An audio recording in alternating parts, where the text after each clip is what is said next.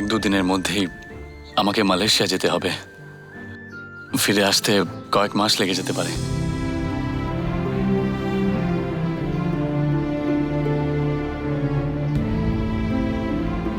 বাবাকে আমি আমাদের কথা বলতেই যাচ্ছিলাম, আর তখনই বাবা আমাকে মালয়েশিয়া যেতে বলল। এরকম অবস্থাতে তুমি কি বা বলতে পারতে? ব্যবসাতে এত লস হলে সবারই মাথা খারাপ হয়ে যায়। আগে তো সেসব ঠিক করতে হবে, তাই না? হ্যাঁ। শ্বশুর মশাইকে এখন এই বিষয় না বলে ভালোই করেছো। দিদি কি বলছো তুমি?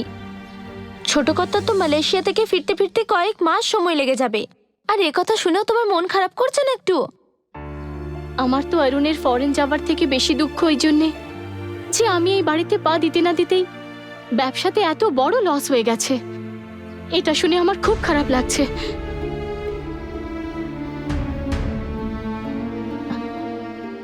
সুতরাং আমি এই বাড়ির পুত্রবধূ হিসেবে পরিচিত পাওয়ার আগে সবকিছু ঠিক হয়ে গেলে আমি খুশি হব।